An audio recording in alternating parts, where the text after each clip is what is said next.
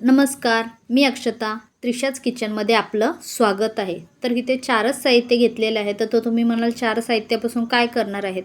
तर पुढे कळेलच, त्यासाठी व्हिडिओ पूर्ण बघा. तर इथे मी चणे घेतलेले आहेत आणि हे चणे तुम्ही नॉर्मली शॉपमध्ये भेटतात तेच. लगेच शेतात आलेले घेऊ नका, कारण की त्याचे व्यवस्थित असे फुटाणे होत नाहीत. ते कवळे असतात त्याच्यामुळे. तर जे जून झालेले असतात ते चणे घ्या. आता इथे आपण थोडंसंच पाणी टाकलेलं आहे. फक्त आपल्याला चणे ओलसर करून घ्यायचे आहेत, भिजत घालायचे नाही आहेत.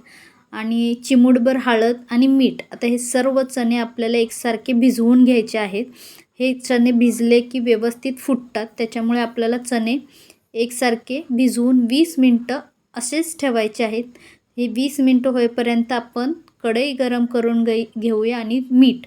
आता कढई घेताना इथे आपल्याला जाड बुडाची कढई घ्यायची आहे, जेणेकरून व्यवस्थित ते फुटाणे होणार आहेत. आता मीठ हे आपल्याला सर्वत्र एकसारखे पसरून गरम करायचं आहे, म्हणजे व्यवस्थित ते गरम होईल मीठ. त्याच्यामुळे आपले फुटाणे हे पटपट भाजले जाणार आहेत.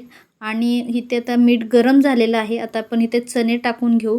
हे एकसारखे आपल्याला भाजून घ्यायचे आहेत, जेणेकरून काय होणार आहेत की फुटाणे हे व्यवस्थित एकसारखे भाजले जातील. त्याच्यामुळे सतत आपल्याला असं हलवत राहायचं आहे. बघू शकता तुम्ही, चटणी टाकल्यानंतर तुम्ही 2 ते 3 मिनटानंतर ह्या फुटाणे आपले व्यवस्थित झालेले आहेत.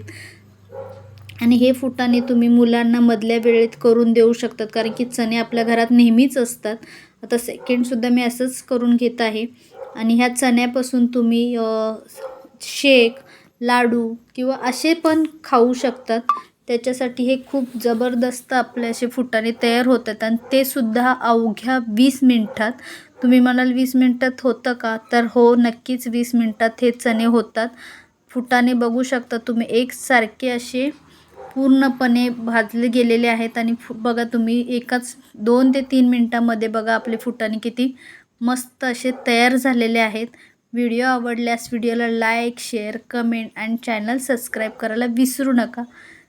तर अशाच नवनवीन रेसिपी पाहण्यासाठी आत्ताच बाजूच्या बेल आयकॉनवर क्लिक करा, जेणेकरून सर्वात पहिल्या नोटिफिकेशन तुम्हाला येतील. बघा आता तुम्ही 2 ते 3 मिनटात कसे एकसारखे आपले फटफट फुटत आहेत. तर इथे आपले हे चणे तयार आहेत. तर अशाच नवनवीन रेसिपी पाहण्यासाठी सबस्क्राईब करा आणि शेअर करा. थँक्यू.